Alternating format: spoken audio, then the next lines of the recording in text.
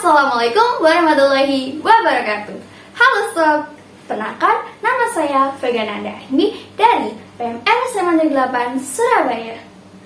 Nah, sebelum saya memulai materi, alangkah lebih baiknya bahwa kita berdoa terlebih dahulu. Berdoa dimulai. Selesai. Nah, biar lebih semangat, saya punya jargon untuk kita ucap bareng-bareng, yaitu stay healthy, save others. Bareng-bareng ya. 1, 2, 3. Stay healthy, save others. Sekali lagi.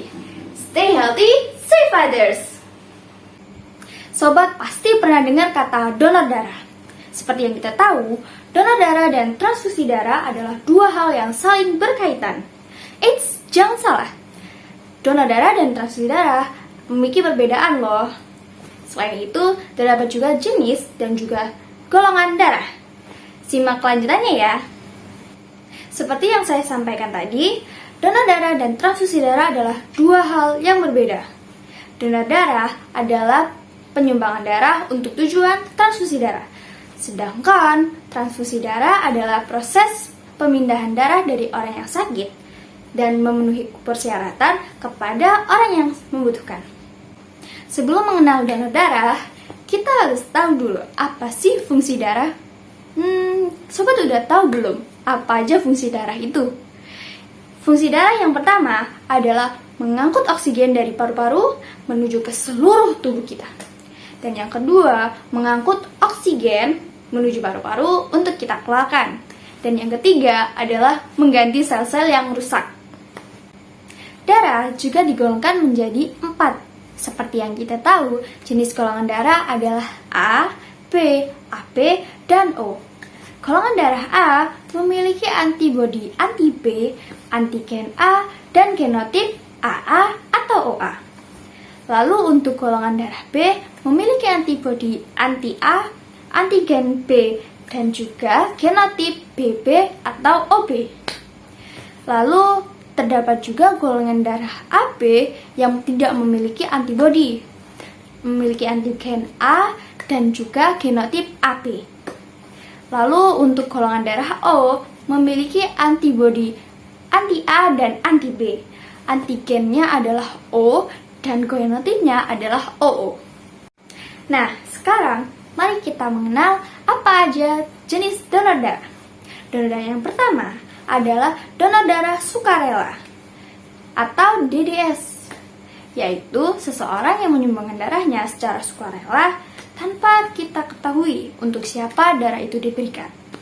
Dan yang kedua adalah donor darah pengganti atau DDP, yaitu seseorang yang diminta untuk menyumbangkan darahnya dan dia tahu untuk siapa dan kenapa darah itu diberikan. Nah, itu tadi beberapa informasi mengenai donor darah. Lalu, apa aja sih syarat untuk jadi pendonor?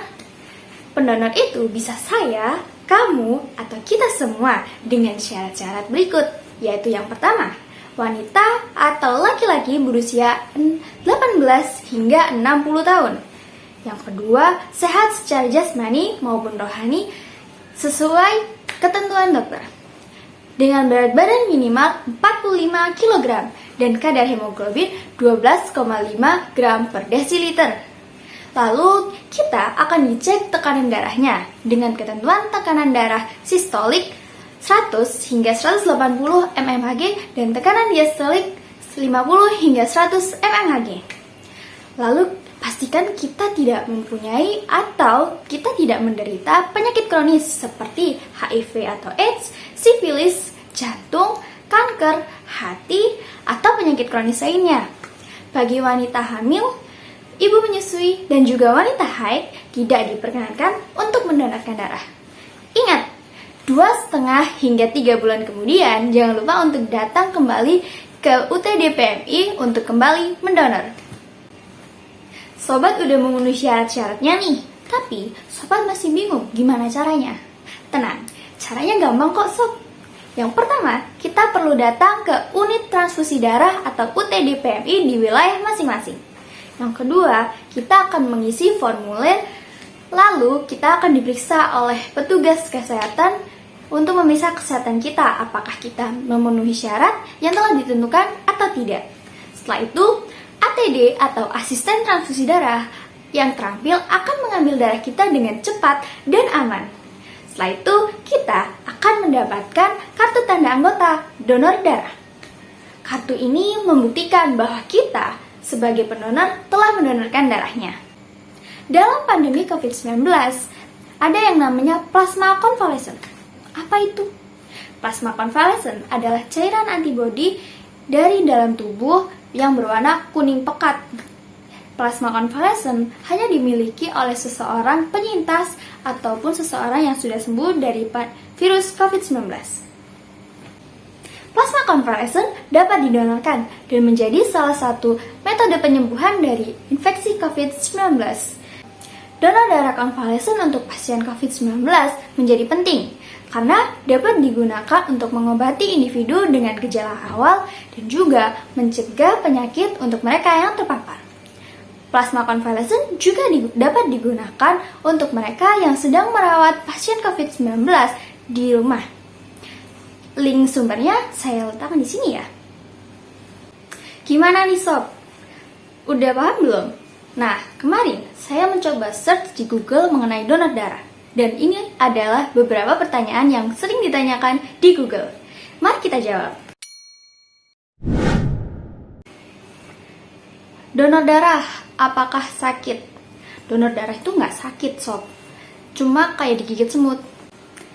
Tapi, daripada kita melihat rasa sakitnya, lebih baik kita lihat manfaatnya nggak sih?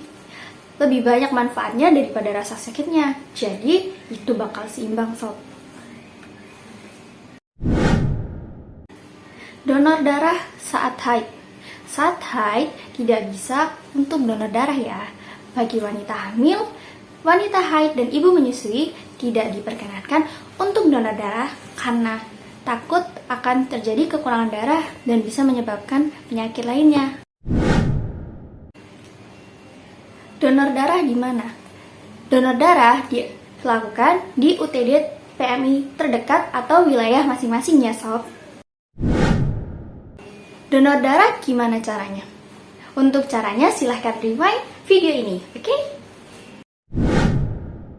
Donor darah diambil berapa cc? Untuk donor darah kita mengambil sebanyak 350 cc, oke?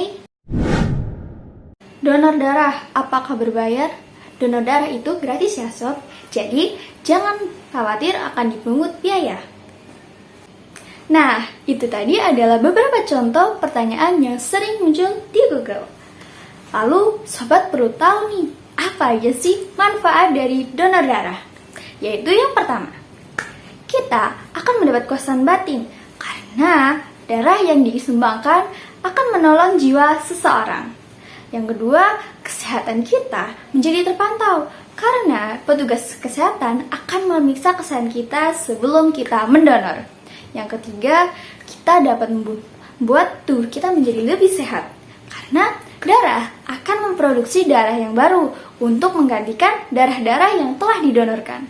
Dan yang terakhir, kita dapat bergabung dalam organisasi PMI untuk menambah relasi, teman, ataupun kita juga dapat berpartisipasi secara aktif dalam aktivitas-aktivitas kemanusiaan yang lain. Jadi, ayo kita datang ke UTD dan melakukan aksi donor darah. Stay healthy, save others.